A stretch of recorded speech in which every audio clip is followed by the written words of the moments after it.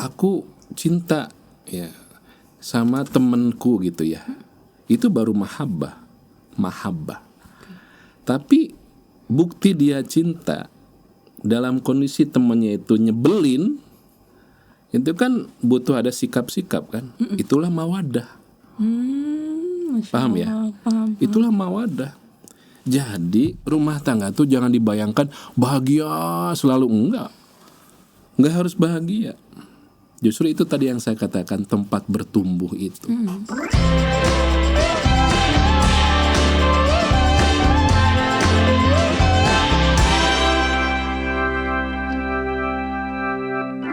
Bismillahirrahmanirrahim. Assalamualaikum warahmatullahi wabarakatuh. Waalaikumsalam warahmatullahi wabarakatuh. Alhamdulillah balik lagi ya bareng Bincang Isu. Kali ini melanjutkan ya taping terakhir. Kalau rame lanjut part 2 ya. Ini lanjut ya, kita fulfilling request dari para audience. Kita bareng sama Ustadz Agus. Assalamualaikum Ustadz. Waalaikumsalam warahmatullahi wabarakatuh. Gimana kabarnya Ustadz? Alhamdulillah. Deg-degan dengan temanya.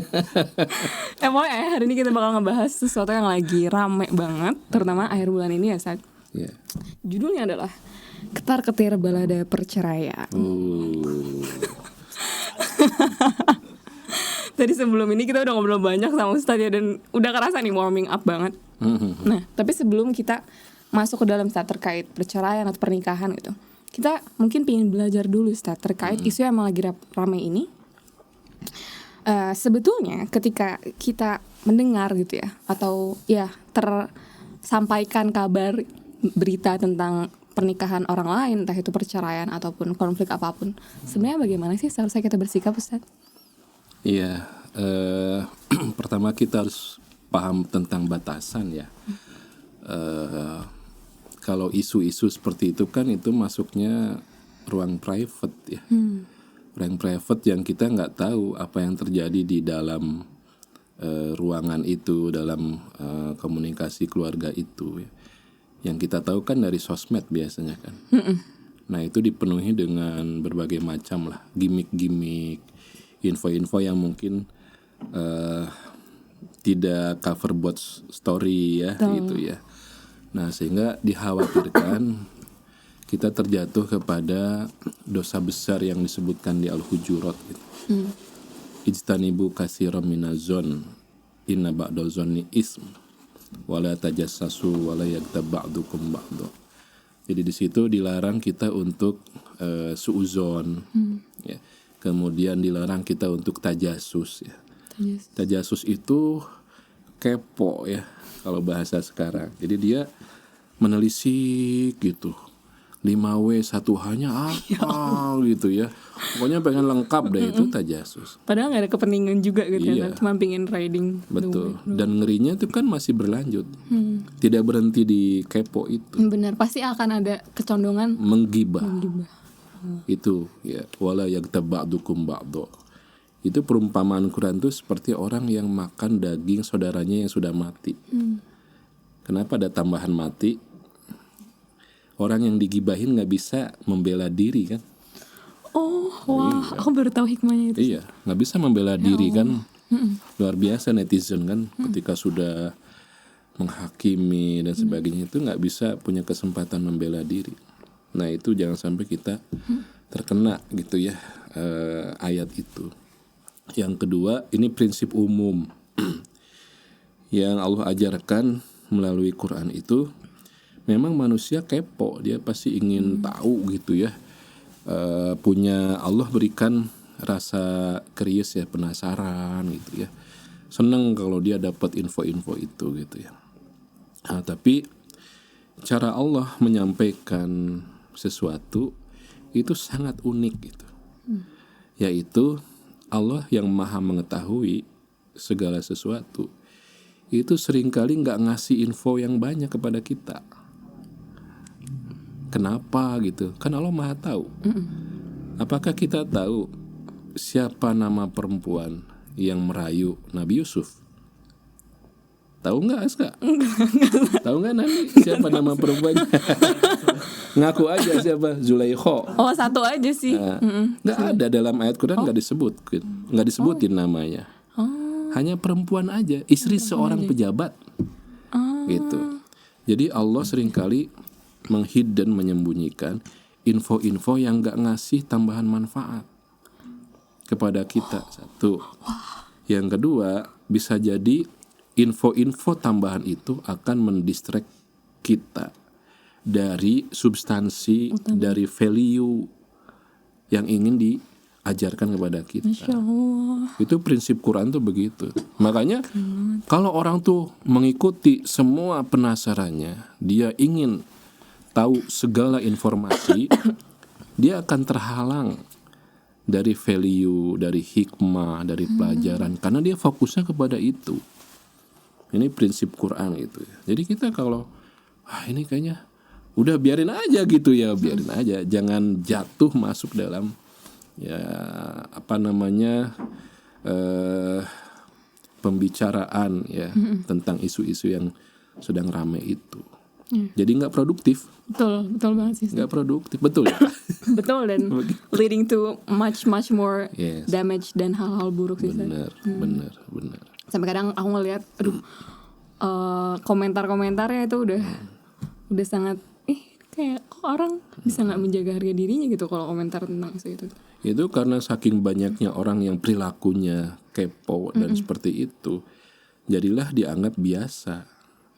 Jadi ada normalisasi sikap perilaku yang aslinya salah dan akan memberikan dampak-dampak ikutan yang begitu masif, meluas itu, dianggap biasa aja gitu. Padahal Quran itu kan clear, jelas gitu ya. Banyak info-info yang tidak Allah kasih kepada kita supaya kita tidak menyanyiakan semua potensi yang Allah berikan itu. Kita bisa pakai kan untuk sesuatu yang produktif gitu ya. Mikirin apa ya. Sekarang harga telur berapa? Itu isu yang lebih penting. Nah, yang lebih penting sekarang ya. masih 28 sih. Wah, Kilo udah 7 menarik iya gitu. Masya Allah. Oke. Nah itu ya teman-teman, kita sekarang mulai jaga diri kita gitu ya, untuk bagaimana menghadapi isu ini. Dan kalau tadi kita udah tahu gimana untuk menghadapi isunya, sekarang nih kita mau belajar terkait pernikahannya dulu. Sebetulnya dalam memandang pernikahan, apa sih perspektif yang harus kita punya supaya kita nggak terjebak ketakutan berlebihan, tapi juga nggak jadi punya ekspektasi berlebihan. Mungkin karena ya ada orang yang dia banyak dapat apa ya, kayak asupan nikah itu yang uwu-uwunya doang tuh, yang lucu-lucunya doang. Endahnya gitu. Ada ya. juga yang dapetnya yang serem-seremnya doang gitu. Iya. Kalau bahasa sederhananya itu, pernikahan itu tempat bertumbuh ya. Bukan taman hiburan. bukan taman hiburan. Tadi kan kesan-kesan yang begitu. Kayak temani dong. Temanimu bertumbuh. Iya. Udahlah, lanjut. Dari mana dasarnya, dalilnya? Ya ayat yang sering kita dengar kalau ada teman-teman nikah itu kan. Ya, di surat apa? Ar-Rum ayat 21. Udah hafal nih. Iya.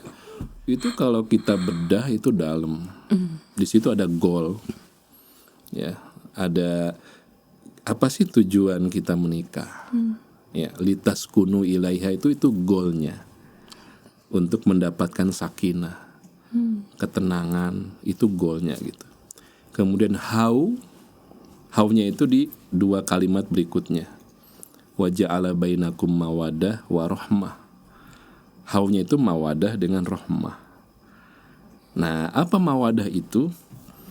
Apa bedanya dengan mahabbah? Kan ada mahabbah, ada mawadah. Apa itu bedanya? Di terjemahannya sama. Iya, di bahasa Rasa Indonesia. cinta aja gitu ya. Nah, kalau mahabbah itu lebih kepada perasaan aja, cintanya itu. Euforia, spontan, sesuai dengan keinginan dia. Jadi dia suka. Itu mahabbah. Tapi ayatnya nggak memakai mahabbah, tapi mawadah. Mawadah itu rasa cinta yang diusahakan. Rasa cinta yang diusahakan. Diusahakan. Jadi bisa jadi sebenarnya belum cinta dong, Zat? Aktif, diusahakan, aktif gitu. Ya. Dan dia menuntut sikap-sikap nyata, bukan hanya di perasaan. Gitu. Misalnya nih, aku cinta ya sama temenku gitu ya, itu baru mahabbah. Tapi bukti dia cinta dalam kondisi temannya itu nyebelin, itu kan butuh ada sikap-sikap kan. Itulah mawadah. Masya Paham ya? Allah, paham. Itulah mawadah.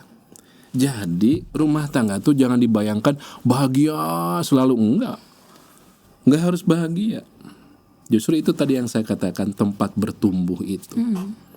Ayo buktikan dong kalau kamu mahabbah, cinta itu dengan sikap-sikap mawadahnya bagaimana. Misalnya udah capek nih ya, pulang tuh pengennya istirahat gitu ya, tapi istri di rumah ini sedang nunggu nih untuk dimuntahkan ya, 20.000 kata itu belum selesai gitu ya. Si cowoknya, suaminya udah pada limitnya 7.000 kata udah beres dia ya, ini istrinya masih nunggu gitu ya. Nah itu mawadah di situ berfungsinya gitu. Kenapa cinta yang aktif diusahakan itu, si suami dia harus paham, bukan hanya melihat dia udah selesai kebutuhan ya untuk ngomongnya, si istri butuh didengarkan curhatnya. Disitulah mawadah. Secapek apapun dia menyimak, ngobrol itu ya, itu mawadah. Dan itu kan banyak kita bisa explore ya, sikap-sikap cinta nyata itu seperti apa. Kalau versi istrinya gimana Zat? Mawadahnya, kalau tadi kan versi Iya harus take and give dong, harus dua-duanya dong. Nah istrinya dia harus juga bisa memahami situasi si suaminya itu gitu. Nah, cowok tuh kan biasanya masuk gua kan, masuk ke gua. Kalau ada problem, ada masalah tuh dia jangan ditanya. Iya, kanan dia masuk gua dia. Dulu ada buku bagus ya, Venus Venus. Mars. Iya, Ya. iya. Nah itu kan untuk mengenali karakter laki-laki dan perempuan. Kalau ada masalah, laki-laki itu masuk ke gua dulu dia, gitu, untuk menyelesaikan masalah dia. Baru kalau sudah siap, dia akan cerita dengan sendirinya. Nah istri yang kepo, yang kepoan itu ya, dia kan melihat raut muka suaminya begitu, langsung kan jujur. Makin nambah. Biarkan si cowok itu dia ya menyelesaikan dulu dan biasanya cerita sendiri. Nah itu kan mawadah, menahan keinginan untuk membongkar apa sih masalah suaminya, dia tahan dulu. Kasih misalnya pelayanan dalam bentuk apalah gitu ya, suguhan makanan kalau ada ya. Apa ditawari macam-macam gitu ya. Baru sudah cooling down, sudah ada sakinah di situ ya. Biasanya suami akan cerita. Intinya sih mawadah itu kedua belah pihak harus mengusahakan ya, cinta yang aksinya seperti apa, tindakannya itu seperti apa, itu mawadah. Itu kan how. Yang kedua warahmah. Nah ini rahmah itu apa? Kenapa? Rahmah itu kalau bahasa saya mah ini bahasa Jerman ya. Waduh, bahasa Jerman. Buka kamus dulu, Ya nanti yang paham. Rahmah itu karunya. Karunya. Iya. Kalau bahasa kitanya karunya. Bahasa Sunda, Stan. Iya. Karunya kasihan ya. Kasihan. Karunya itu kasihan. Kasihan, ada rasa kasihan. Rahmah itu bukan lagi cinta yang aktif ya. Kenapa kasihan, Stan? Dia harus memikirkan gitu ya. Ini pasangan saya ya, memikirkan kok mau ya dengan saya, kok mau ya diajak. Misalnya saya posisi sebagai suami nih.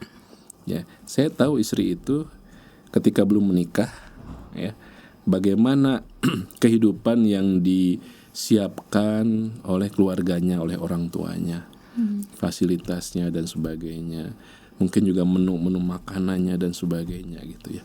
Kemudian saya bawa dengan ikatan misakon golido ya, nah ikatan yang sangat kuat itu ya. Itu kan kita harus memikirkan pengorbanan pasangan kita itu untuk meninggalkan kehidupan sebelumnya ya, ketergantungan, kenyamanan. Itu yang kita pikirkan ketika mungkin kita bukan udah ya, ada situasi yang kita tuh mahabbah enggak, mawadah enggak. cinta secara perasaan enggak, dan juga nggak siap membuktikan cinta dalam bentuk sikap perbuatan. Nggak ada mawaddah. Nah, rahmat inilah yang menyelamatkan pernikahan itu. Coba bayangkan ya, usia pernikahan yang sudah sampai puluhan tahun, apakah masih ada cinta yang membuat berdebar jantung gitu ya, duk kayak pegangan tangan zaman dulu gitu ya, saling menata begitu, kan nggak ada lagi. Kalau masih mungkin beda debaran penyebabnya gitu ya. Nah, yang menahan menjaga rumah tangga itu rahmah. Itu tadi, rasa kasihan, karena kita ini memang Allah perjodohkan itu kan untuk saling merawat gitu ya, saling menjaga. Nah, itu rahmah di situ. Ya, makanya kan ada ya perceraian di usia pernikahan yang sudah puluhan tahun karena anak-anaknya sudah selesai, dihantarkan anak-anaknya, tinggal berdua. Suami istri ini tinggal berdua. Ya, akhirnya masing-masing kembali tuh ingin mengejar cita-cita zaman dulunya gitu. Dulu saya sempat cerita ya, adalah si istrinya pengen hiking, hobinya hiking dia. Karena sudah usia senior, suaminya udah sakit-sakitan. Udahlah, kita sudahan saja ya, kita mengejar masing-masing cita-cita masing-masing. Sampai segitunya. Sudahan itu konteksnya berarti Cerai. Cerai gitu. Kenapa? Tidak ada lagi rahmah.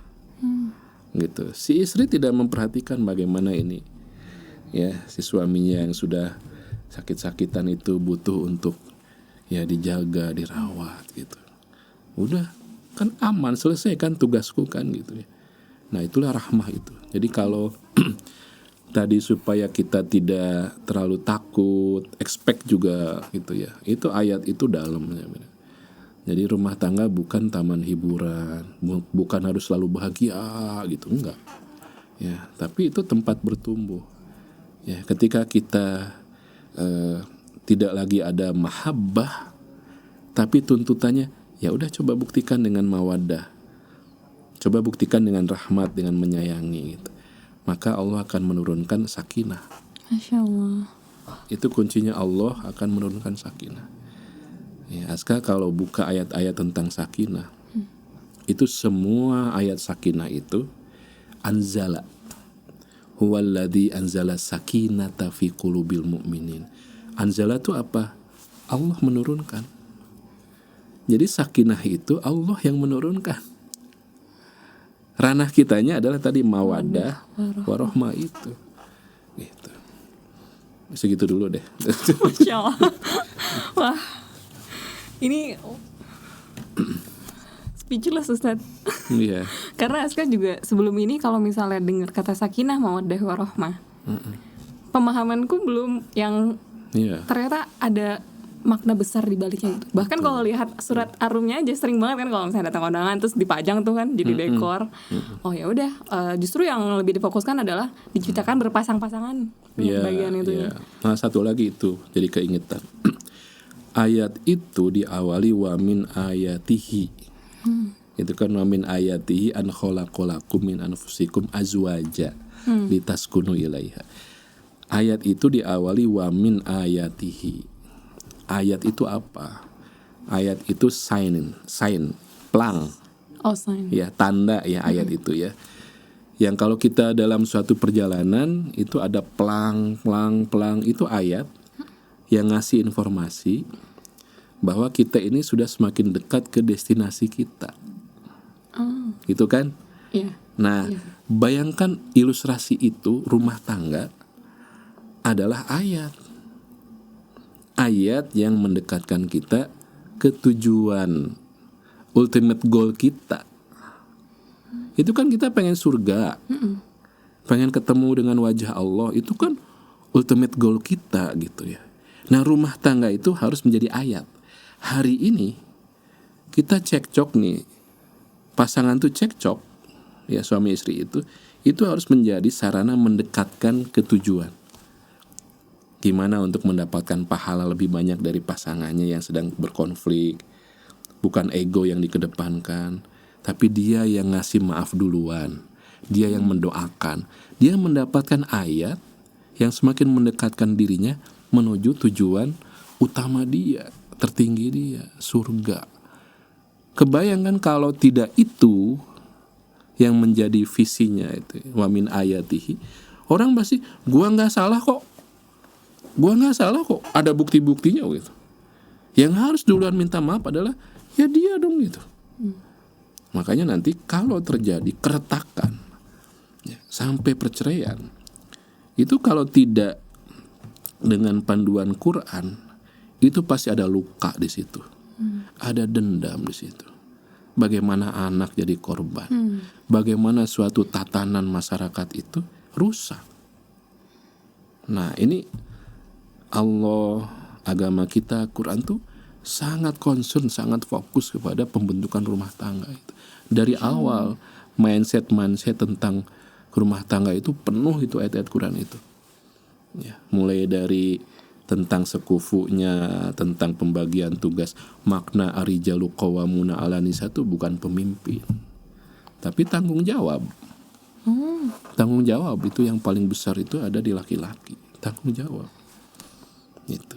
Nah ini mindset Quran yang memang sangat penting ya untuk kita gali di tengah-tengah era informasi yang begitu banjir dengan ya tadi ya ketakutan nah, dan iya, segala macam. itu akan membuat kita takut gitu ya melangkah ya. Padahal sudah Allah jamin kok akan Allah kayakan orang yang berniat suci untuk melangkah kepada pernikahan itu. Yughnihumullah, itu Allah akan mengayakan, membuat dia kaya gitu. Begitu. Masya Allah. Nah kalau tadi kita kan udah membahas tentang bagaimana menghadapi konflik, itu menjadi salah satu tanda bahwa ya kalau kita bisa melihat konflik atau ya tadi segala persatuan itu sebagai wujud bagaimana kita mendekatkan diri kepada tujuan kita.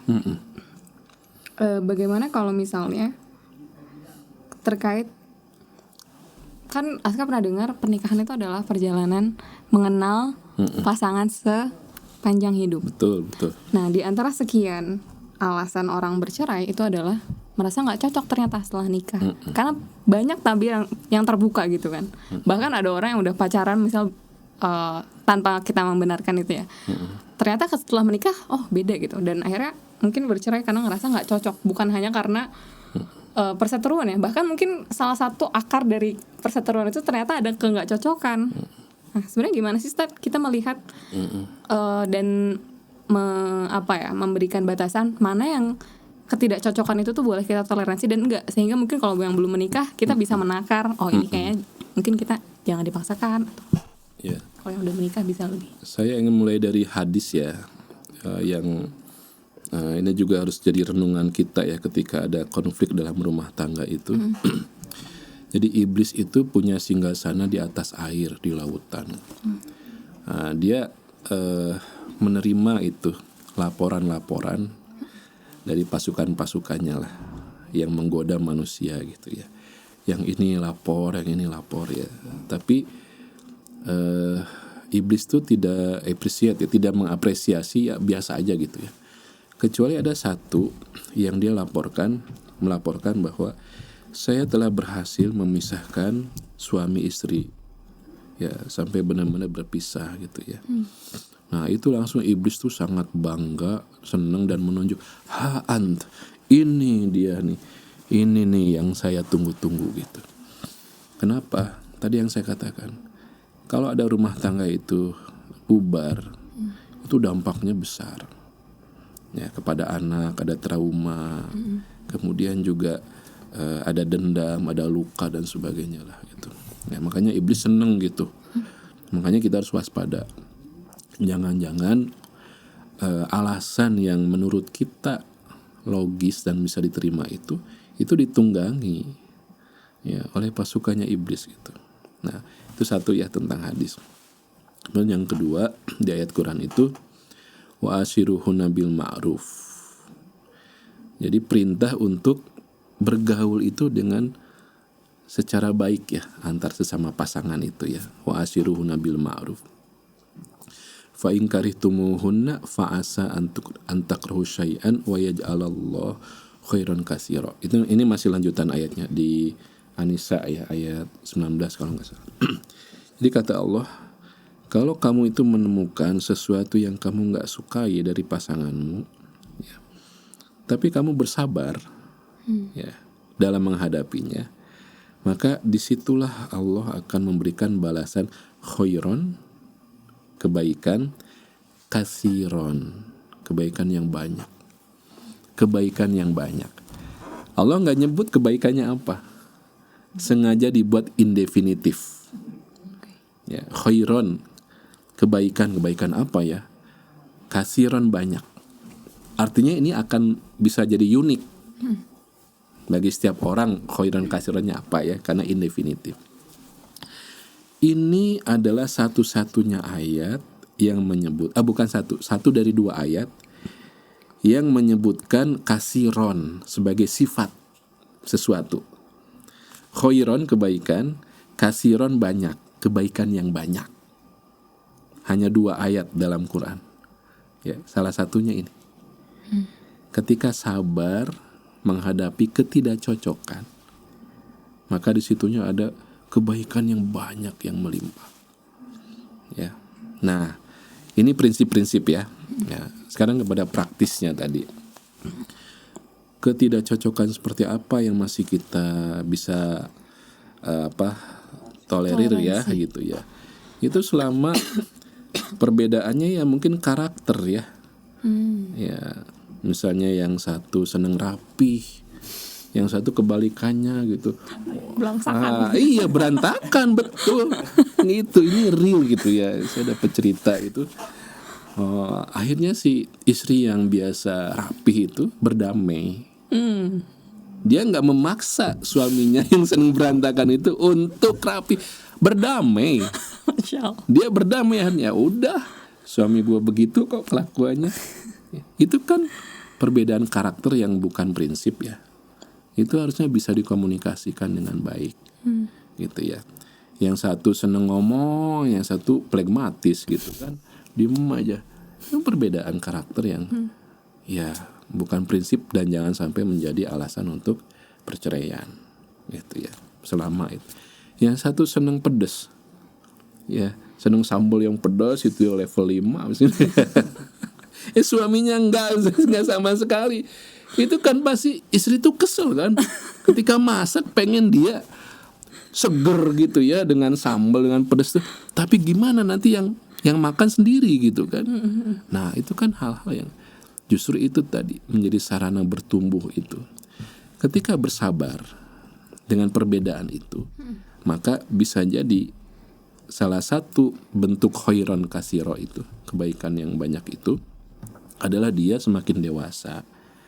Dia semakin punya kontrol terhadap emosinya, yang itu akan sangat bermanfaat di luar rumah gitu. Begitu terus gitu. Nah, ketika perbedaan itu memang masuk kepada hal-hal yang sangat prinsip, ya misalnya apa? Masalah keyakinan, gitu ya, agama. Mungkin masalah perselingkuhan, pengkhianatan. Sudah coba dinasihati, sudah coba di mediasi, gitu ya. Ada kan ayat Quran juga kalau ada konflik itu, ya di sini dari pihak suami ada hakaman istilahnya, orang yang punya wise ya. Ya ini juga ada ya hakaman, ya mediasi di situ. Kalau itu sudah ditempuh, kemudian tidak juga ada perubahan, ya memang agama kita memberikan solusi itu tentang perceraian. Tapi Aska tahu surat At-Tolak, ya yang artinya perceraian, itu kan panjang ayat-ayatnya. Tapi disitulah dalam satu halaman pertama itu, ya temanya tentang aturan perceraian, ya nggak boleh ngusir istrinya dari rumah, tetap menafkahi, kalau masih hamil tetap diberikan hak-hak dia gitu ya. Kalau anaknya juga itu rinci sekali gitu ya. Tapi di surat itu, surat tentang At-Tolak itu berulang-ulang disebutkan di akhir ayatnya itu wa may yattaqillah 4 kali. Wa may yattaqillah, barang siapa yang bertakwa kepada Allah, yaj'al lahu makhraja, diberikan jalan keluar. Kan unik kan? Ini lagi proses perceraian, ayatnya itu menjelasin itu. Teknisnya itu jangan sampai ada kezoliman, gitu ya. Tapi ending ayat itu wa may yattaqillaha yaj'al lahu makhraja. Barang siapa yang bertakwa kepada Allah, maka diberikan jalan keluar. Karena ini sedang ada konflik, ada masalah, butuh jalan keluar kan? Berarti harusnya dua-duanya meningkatkan ketakwaan. Jangan langsung ayo kita cerai. Sudah nggak melakukan proses masing-masing itu meningkatkan ketakwaan kepada Allah gitu. Itu kalau sama-sama takwa itu, ya maka akan Allah bantu menambah sakinah yang sudah defisit tadi, ditambah lagi oleh Allah.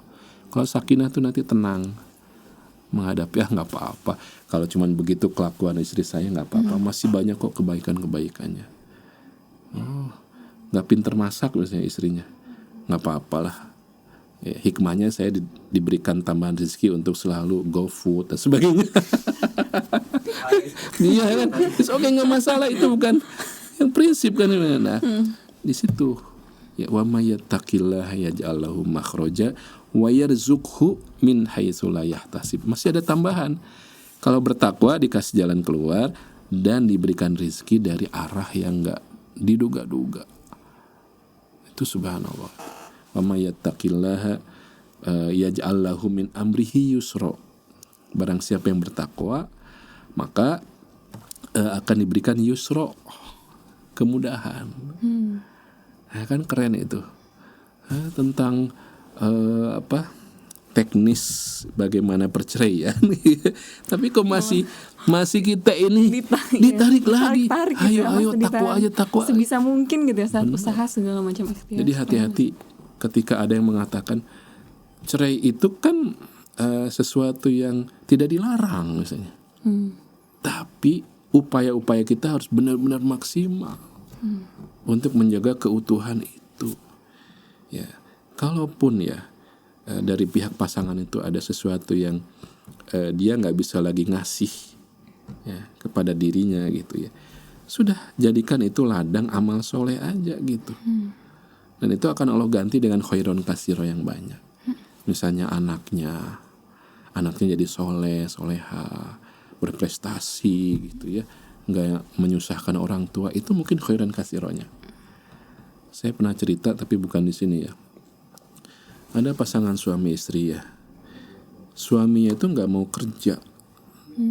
kerja suaminya. Itu kan kewajiban utama menafkahi kan suami itu. Dia nggak mau. Tapi si istrinya ridho, dia menerima takdir itu, berdoa kepada Allah. Kemudian karena saya kenal, karena setoran hafalan ke saya tahu perjalanannya gitu.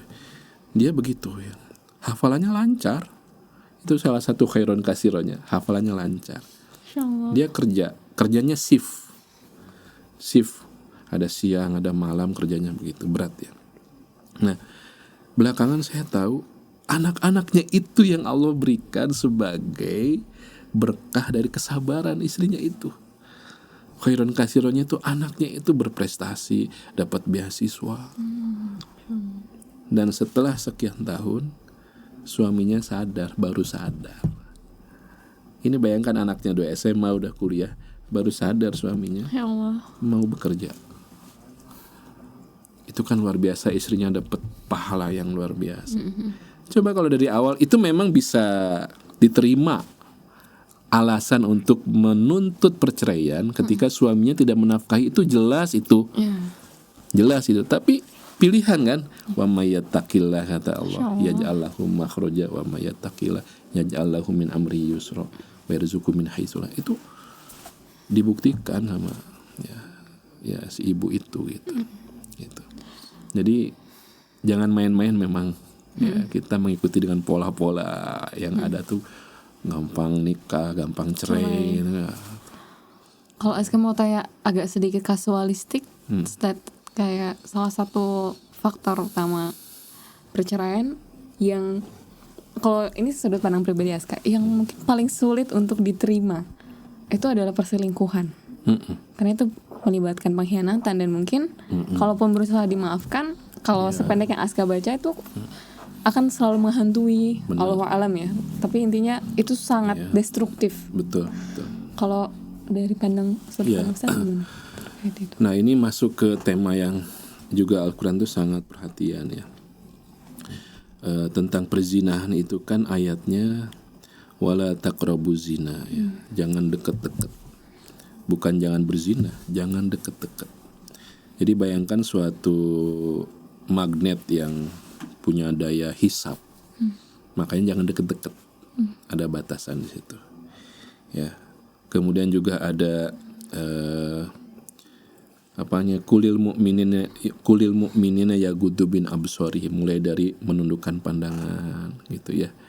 Itu sudah ada larangannya gitu ya. Jadi sebelum ke perselingkuhan itu berarti ini kan sudah ada rentetan pelanggaran-pelanggaran sebetulnya gitu ya. Berat, makanya perselingkuhan itu berat ya. Tapi uniknya ayat Quran itu hampir tidak mungkin kita menghadirkan bukti-bukti terjadinya perzinahan. Karena kan syaratnya harus ada 4 orang yang melihat langsung, bukan pakai CCTV dan sebagainya, melihat langsung. Itu kan mustahil gitu. Ya. Dan nanti di surat An-Nur itu diajak untuk tobat itu. Artinya si pelaku perselingkuhan itu memang Allah menginginkan dia itu sadar, kemudian melakukan pertobatan dan perbaikan. Ya. Nah, itu bagi dia tuh, bagi yang bagi pelaku. Nah, bagi pasangan yang menjadi korban perselingkuhan itu bagaimana sikapnya? Ya, silahkan dia bisa memilih kan sebetulnya. Itu cukup dia untuk tadi ya, memilih untuk selesai bercerai. Itu cukup ya alasan. Tapi juga ya Allah memberikan contoh bahwa Allah pun selama manusia itu ya mau bangun lagi, bangkit lagi gitu ya, Allah masih open gitu, masih membuka pintu gitu ya. Nah, ayat yang juga harus jadi mindset kita itu di surat tetangganya At-Tolak, At-Taghabun ya. Inna min azwajikum wa auladikum aduwwalakum fahdharuhum wa in ta'fu wa tasfahu wa tagfiru. Ada 3 kata kunci di situ. Ya. Jadi kata Allah, wa in ta'fu, maafin. Kalau kamu maafin, ya. Kemudian wa tasfahu. Wa tasfahu itu sohifah itu lembaran putih, lembaran putih yang baru. Jadi bayangkan begini sih urutannya ya, tahapannya ini. Ada kasus, mungkin salah satu contohnya perselingkuhan misalnya. Ya, tapi ini kan bisa banyak ya contoh kesalahannya itu. Kemudian pasangannya itu memaafkan gitu. Ya udah deh. Al-afu itu mendelete, menghapus gitu. Mendelete. Ya, mendelete jadi hilang sama sekali gitu. Ya. Itu aja sudah dalam ya. Wa in ta'fu itu mendelete. Ya, mendelete itu nggak ada lagi di recycle bin, itu udah nggak ada.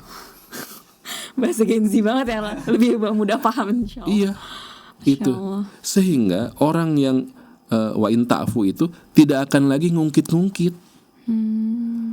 Iya kan nih, ingat nggak setahun yang lalu, 5 tahun lalu juga begini. Itu berarti belum wa in ta'fu. Itu masih ada di recycle bin. Nanti dia kalau butuh amunisi, di restore lagi. Ambilnya di restore lagi gitu. Kan bener kan? Itu nggak sesuai dengan Quran. Wa in ta'fu itu sudah betul-betul lupakan, bersihkan. Nah, ini mungkin kaum Hawa ya ini yang sulit gitu untuk melupakan. Itu harus belajar banget itu dengan wa in ta'fu.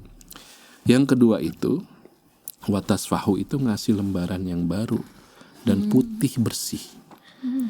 Kalau memaafkan kan mungkin sampai pada dianya oke lah, mendelete kan, dia nggak ngungkit-ngungkit.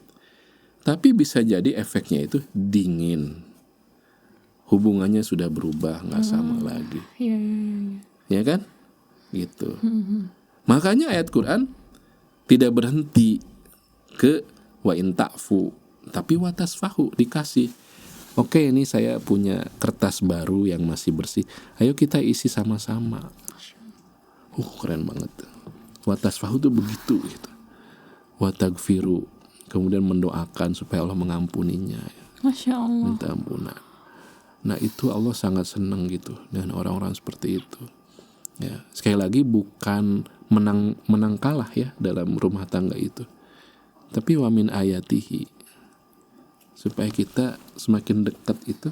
Gak apa-apa kita yang dizoliminya, kita jadi korbannya, tapi kita lebih dekat kepada Allah. Wa min ayatihi gitu. Nah, seperti itu. Masya Allah.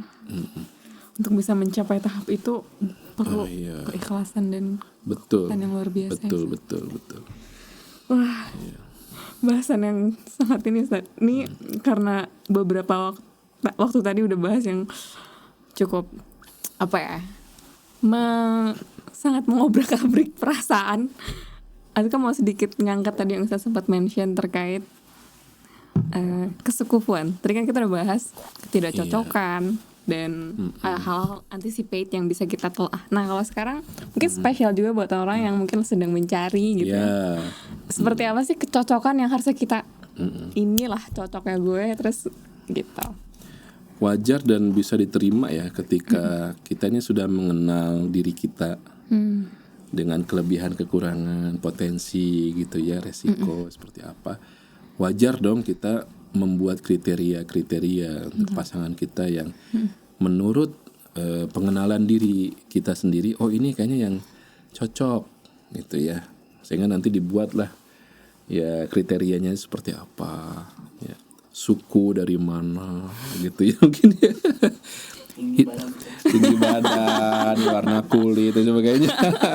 It's okay gitu ya, itu usaha manusia ya. Tapi jangan lupa bahwa Allah itu maha bijaksana, maha mengetahui yang lebih baik buat kita gitu. Makanya dalam prosesnya itu kita harus sepenuhnya menyerahkan kepada Allah keputusannya itu. Ya, jangan proses itu kita yang menutup pintu-pintunya. Ya, tapi biarkan Allah yang menutup. Ya. Jadi jangan kita alasan, ini nggak sekufu, kayaknya ini nggak cocok. Tapi semua prosesnya masih bisa berjalan gitu. Nah, jangan kita yang menutup proses-proses perjalanan untuk sampai kepada nikah itu, jangan kita yang nutup. Tapi kita minta, ya Allah, Kau Maha tahu ya aku ini begini ya, lemah. Kalau yang ini yang jadi gitu ya. Kayaknya bakar dordar ini setiap hari kayaknya. Atau kebalikannya, bakal diem-dieman nih ya Allah sepanjang hari ya. Aku pendiam, ini juga orang sangat-sangat pragmatis. Ya adukan aja kepada Allah. Ya, nggak apa-apa, sambil minta ditenangkan sama Allah. Tapi jangan lupa, Al-Quran itu ngasih model ikatan ya perjodohan itu. Ya, model lo bayangkan. Ada model yang azwaj itu yang benar-benar ya harmonis lah, sekufu ya. Ada juga ya, ini kan Rasulullah dan istri-istrinya itu azwaj. Ada juga pernikahan yang modelnya itu timpang, ada gap ya, terutama gap kesolehan ya. Kalau gap-gap yang lain tuh bukan prinsip lah gitu. Ya, ini gapnya gap kesolehan. Nah, apa modelnya? Apa yang disebutkan? Daraballahu masalan lil ladzina amanu imra'ata fir'aun. Nah, itu kan Fir'aun. Bayangkan istrinya. Siapa istrinya? Asia. Gak disebut di ayat itu. Oh, nggak disebut. Catat itu, gak disebut di ayat itu. Masya Allah. Kenapa? Saking bisa jadi kamu, wahai kaum cewek perempuan itu, kamu yang ngalami, kamunya yang soleha, tapi calonnya ini ada gap kesolehan yang jauh. Tapi Allah pernah menjadikan kasus Fir'aun dan istrinya itu sebagai model, dan ketika disebutkan dalam ayat Quran itu tidak hanya histori, tidak hanya sejarah belaka, tapi itu akan menjadi panduan untuk manusia. Jangan-jangan aku yang ngalami, gitu ya. Istrinya soleha tapi balasannya apa? Ya, diberikan rumah, baitan, rumah fil jannah. Itu karena kesabaran menghadapi suami yang begitu. Saya kira zaman now nggak ada yang sehancurnya suami itu kayak Firaun, nggak ada kayaknya kan? Ya, nggak ada kan? Nggak ada yang mengaku Tuhan lah. Nggak ada. Ya, artinya kalau mau bersabar, insya Allah balasannya surga. Gitu ya. Yang kedua modelnya kebalik gitu kan? Ya, daraballahu ladzina kafaru imra'ata Nuh dan Lut kan itu ya. Dua nabi, bayangkan dua nabi yang luar biasa. Ya, istrinya apa? Pengkhianat. Fakhonatahuma, mengkhianati. Memang Al-Quran tidak merinci pengkhianatannya bagaimana. Kita tahu Lut istrinya mengkhianati karena membocorkan tamu yang opa-opa. Cakep-cakep gitu ya, dibocorkan sama istrinya kan supaya jadi cuan gitu ya. Nah, bayangkan itu suaminya nabi, kok bisa istrinya pengkhianat? Kita nggak mungkin ngejudge ini nabi, tapi kok nggak bisa pilih istri? Kan nggak mungkin. Ya, tapi Allah yang menakdirkan itu untuk suatu hikmah. Luar biasa itu. Jadi ada tadi azwajah, pasangan yang harmonis. Kemudian istrinya soleha, suaminya yang enggak. Yang ketiga kebalikannya. Yang keempat, dua-duanya hancur. Dua-duanya hancur. Model rumah tangganya. Siapa? Abu Lahab dan istrinya. Penebar kayu bakar. Oh iya. Kompak, solid, Astaga. tapi dalam kezoliman, kerusakan. Kelihatannya gitu solid di sosmed itu ya. Di sosmed. Ya, ada kan tipe rumah tangga yang tapi ngerusak. Dia ngerusak. Ini tipe yang keempat. Tapi hati-hati, ada yang kelima. Apalagi Ustaz? Ya. Ini gak kebayang variasi lainnya. Tidak mendapatkan jodoh di dunia. Wa Maryam ibnata Imran allati ahsanat farjaha fanafakhna fihi min ruhina wa saddaqat bi kalimati rabbiha wa kutubihi wa kanat minal qanitin. Bukan konita. Bukan konita. Konita. Aduh, Minal qanitin. lagi gak ikut hari ini. Kenapa? Itu kan di surat At-Tahrim. Jadi model-model perjodohan tuh begitu. Ayat terakhirnya itu tentang yang tidak mendapatkan jodoh. Real itu ayat Quran tuh begitu. Tapi ini yang ditakdirkan gak mendapatkan jodoh tuh dia memanfaatkan fokus untuk wamin ayatihi tadi, taqarrub kepada Allahnya yang levelnya luar biasa. Ya, artinya sampai Allah menyebutkan ini perempuan yang wakanat minal qanitin. Harusnya minal qanitat. Kalau mau perempuan ini hebat banget, ya harusnya minal qanitat. Qanitat tuh perempuan juga. Gitu. Tapi minal qanit ini punya prestasi yang seperti laki-laki. Minal qanitin ini. Ya. Apa superwoman ya? Surah. Karena dia Masuk. Masya Allah. jangan lupa teman-teman, itu memang ada Al-Quran menyebutkan itu. Artinya kita harus prepare juga. Ya, kita harus paham gitu ya. Bukan berarti kiamat. Ya, ketika pada usia-usia yang sudah waktunya itu, ya ternyata Allah belum mendatangkan juga gitu. Ya, jodoh itu. It's okay. Jadilah Maryam. Jadilah Maryam, wanita yang terkenal dunia akhirat, diabadikan dalam Quran, dan namanya eksplisit. Tidak sebagaimana Asia. Oh iya, Masya Allah. Eksplisit namanya disebut. Luar biasa ujian yang begitu berat, tapi Allah sampai nyebut namanya dalam Quran. Ini bukan main-main wanita ini gitu. Kalau laki-laki nggak ada itu yang disebutkan. Sorry ya, khusus sorry. perempuan. Khusus perempuan ini. Astagfirullahaladzim. Iya, Ya Allah. gitu. Kalau tadi kita udah, Aska jadi muncul satu pertanyaan Ustaz, terkait tadi ada banyak jenis pasangan, termasuk yang juga nggak mendapatkan pasangan, dan juga bagaimana pernikahan itu kan untuk mencapai sakinah, mendapatkan sakinah lewat mawaddah warahmah. Nah, terkait memulai pernikahan, Ustaz,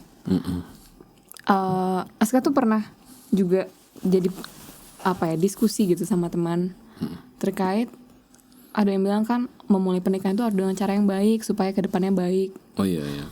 Terus ada yang muncul pertanyaan, terus gimana dengan orang-orang yang mungkin ternyata baru memulai perjalanan hijrahnya setelah menikah, which is mungkin sebelum menikahnya mereka udah apa dulu gitu. Nah, bagaimana Ustaz untuk restartnya mungkin? Iya. Apakah cukup dengan apa gitu?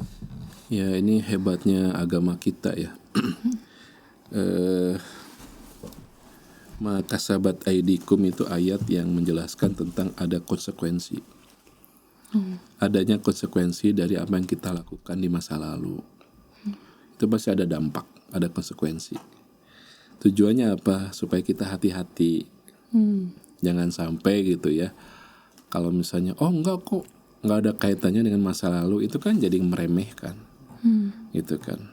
Makanya Al-Quran mengingatkan, hati-hati loh, apa yang kamu alami itu tidak terlepas dari makasabat ya, yang sebelumnya kalian lakukan. Makasabat aidikum. Jadi hati-hati.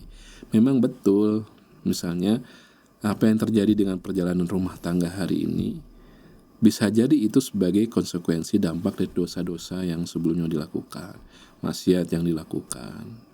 Clear ya itu ya. Nah, tapi Allah juga membuka ruang orang itu untuk comeback, untuk kembali lagi membersihkan itu. Ya, insya Allah gitu ya, ketika hijrahnya betul-betul itu ya, ikhlas, tulus, dan meninggalkan semua itu, ya kan Allah tuh maha pembalas ya, Allah tuh syakur. Ya, bukan syakir ya, syakurun halim. Syakur itu beda. Syakur itu kalau ada tanaman ya, ini bukan syakur tanaman. Nanti yang di belakang Aska. Misalnya ini kan. Tapi ini palsu ya. Anggap aja ini ya, tanaman ini ya. Ya, kita kasih nutrisi, kasih air itu ya, banyak setiap hari, tapi tumbuhnya cuma segini. Itu bukan syakur. Syakur itu dikasih pemberian sedikit, tapi ngebalesnya itu dengan banyak. Itu syakur. Nah, Allah tuh syakur. Jadi ketika orang tuh kembali kepada Allah, maka tidak hanya ampunan, tapi juga menghapus ya. Allah akan yubadil ya, sayyiatihim hasanat, itu ayatnya begitu. Jadi Allah akan badala yubadilu, itu mengganti. Jadi kalau orang tuh melakukan hijrah dan perbaikan, ya Allah akan mengganti sayyiatihim, keburukan-keburukan mereka itu, dengan hasanat, dengan kebaikan-kebaikan. Ini kan jadi kabar gembira bagi yang sudah pernah di masa lalunya itu. Gak usah putus asa, perbanyak aja kebaikan-kebaikan, itu akan menghapus. Ya, sebaliknya yang belum pernah, jangan juga menjadikan ini ayat sebagai dalil. Nggak apa-apa, nanti aja aku ganti ya gitu. Nah, itu makasabat aidikum. Nah, itu jadi balance gitu ya. Kita nggak usah khawatir ya dengan masa lalu, karena Allah Maha tahu gitu ya bagaimana keseriusan kita untuk memperbaiki, untuk tidak mengulangi asal itu aja. Semua syarat-syarat pertobatan kita lakukan, tidak mengulangi. Kemudian kalau mengingat itu sedih, bukannya kayak jadi memori yang kenangan manis gitu ya, berarti itu tidak bertobat gitu ya. Ya, yang ketika mengenang tuh dia sedih dan menghasilkan istighfar ya. Semangat untuk mengganti dengan amal soleh. Itu insya Allah ya, saya bilang. Ya, seperti itu. Selalu ada jalan Ustaz untuk. Ya, ya. Aku jadi ada tambahan pertanyaan. Ya. Jadi ada lagi pertanyaan nanti setelah itu ini. Iya. Berarti Ustaz, kalau misalnya menghadapi kebingungan atau misal mau berkonsultasi, kepada siapa kita bisa mempercayakan itu? Ya, kepada orang-orang yang kita sikohi, kita percayai, kita trust ya, dengan integritas, ya, dengan komitmen, dengan amanah selama menjalani kehidupan rumah tangga. Ya, dengan misalnya kita tahu ya ujian-ujiannya, dinamikanya, tapi tetap bisa sustain, bisa tetap stabil, bisa sakinah. Ya mungkin bisa dari guru ngaji kita, bisa jadi orang yang kita kenal kesolehannya gitu ya. Kita bisa secara private gitu ya minta nasihat-nasihat seperti itu. Dan tidak bisa juga ya kalau ada masalah itu hanya satu pihak gitu. Ya, harus kedua belah pihak mendengar, ya, mendengar nasihat-nasihat itu gitu ya. Jangan salah satu pihak, ya. Dan tadi ya hadis yang di awal itu tentang iblis yang seneng banget ketika ada ya usaha-usaha untuk memisahkan itu harus jadi ingatan kita ketika terjadi masalah-masalah gitu ya. Ya, jangan sampai kita membuat happy ya iblis gitu ya dengan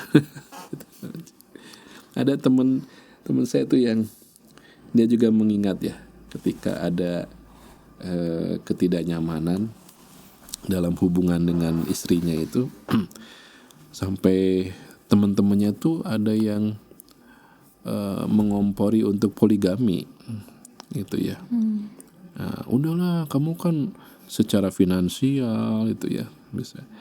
Nah, tapi dia melihat istrinya itu saat tertidur. Saat tidur tuh kan dengan wajah polosnya gitu ya. Jujur wajahnya kan saat tidur itu. Kelelahan, capek. Disitulah rahmah itu hadir. Dia gak tega gitu. Kalau aku poligami ini kasihan lihat wajah. Gak jadi dia ngikuti provokasi dari teman-temannya. Itu yang menyelamatkan. Melihat wajah tidur menarik juga. Iya betul. Masya Allah. Dan saya praktekkan juga. Kasihan. Kasihan. Ya Allah. Iya begitu. Masya Allah. Oke, berlanjut ke pertanyaan terakhir, Ustaz. Ya. Teruntuk mereka yang mungkin saat ini sedang mengalami perseteruan itu yang bahkan mendekati ambang perceraian, dan juga untuk mereka yang sudah akhirnya memutuskan perceraian. Jadi ada dua, Ustaz. Adakah pesan mungkin yang ingin Ustaz sampaikan untuk mereka? Iya. Ya memang rumah tangga itu perjalanan panjang ya. Perjalanan panjang menuju Allah ya, menuju surga, menuju destinasi kita. Namanya perjalanan panjang pasti nggak mungkin ya lurus-lurus saja ya. Pasti Allah menginginkan kan tadi karena kita ingin ditumbuhkan gitu. Pasti adalah hal-hal yang membuat kita tuh harus berjuang ya. Jadi teman-teman yang mungkin dalam kondisi diambang ya, ya coba tahan egonya, jangan membuat keputusan dalam kondisi marah gitu ya. Cari momen-momen yang bisa mengenang kembali kebaikan-kebaikan pasangannya gitu. Kalau punya anak ingat ya nasib anaknya. Ya, pokoknya diusahakan betul supaya rahmah kasih sayang itu melimpah dalam suasana begitu. Apakah melalui pintu istrinya atau pasangannya, pintu anaknya, pintu mertuanya, pintu orang tuanya, keluarga besarnya. Sehingga dia akan punya energi tambahan ya untuk bisa memberikan ruang dan waktu ya terjadinya ya mungkin menekan ego masing-masing, kemudian mengingat kebaikan masing-masing, akhirnya bisa wa in ta'fu wa tasfahu wa taghfiru gitu ya. Nah, jadi tidak ada yang bisa membuat ya orang yang dalam ambang perceraian itu bisa tenang ya meskipun nasihat dari siapapun kecuali sakinah dari Allah. Ya, makanya coba perbanyak ya taqarrub ya pendekatan diri kepada Allah, perbanyak ta'abbud ya, ibadah kepada Allah supaya sakinahnya itu melimpah, tidak defisit gitu ya. Nah itu coba lakukan. Kalaupun itu sudah kemudian kayaknya masih belum juga, kan solusinya ada mediasi itu tadi ya, coba dihadirkan mediator dari kedua belah pihak gitu ya. Ya selama memang jujur ingin ada asulhu ya, asulhu itu islah ya, perbaikan lah gitu ya, ya. Tapi kalau memang hawa nafsunya yang ingin perpisahan ya tidak akan ketemu itu ya, titik temunya itu ya. Sedangkan bagi teman-teman yang memang sudah ya mengalami proses itu ya, agama kita tetap mengajarkan kita jangan sampai ada kezoliman ya. Tetap perceraian itu harus kebaikan, menghasilkan kebaikan ya. Nah silakan nanti dipelajari lagi hak dan kewajiban, terutama kewajiban ya, kewajiban kepada mantan, kewajiban kepada anak ya. Itu kan sampai di At-Thalaq tuh jelas ya, dalam urusan tempat tinggal ya. Ya kalau kamu tinggalnya di ya setelah perceraian itu ya, tinggalnya di rumah tipenya 21 gitu ya, 2 hektar gitu ya. 21 jadi 2 hektar. Maka itu juga harus kepada istri yang kamu ceraikan. Itu sampai detail begitu gitu. Ya tempat tinggal itu harus sama ya ketika sudah bercerai. Jadi kalau ada jomplang, berarti kamu dosa. Kamu dosa ini membuat istrimu yang kamu ceraikan ya jadi begitu terlantar. Itu nggak boleh. Jadi jangan sampai ada dosa-dosa ikutan ketika terjadi perceraian itu. Justru harus membuat bagaimana mengkompensasi ya, memutus ikatan yang misakon golido itu ada kompensasinya apa gitu. Itu dengan kebaikan-kebaikan. Walau alam ya begitu. Insyaallah. Jadi kalau kayak Ustaz. Oh, iya. Terus podcast hari ini betul-betul bikin mikir dan jadi renungan juga. Dan makasih banyak juga teman-teman yang udah nyimak sampai akhir. Pantau terus insyaallah episode Bincang Isu, karena ramai lanjut part 3 lah ya. Oke, insyaallah kita ketemu lagi sehat-sehat dan terus berada dalam ketakwaan insyaallah. Bismillah. Assalamualaikum warahmatullahi wabarakatuh.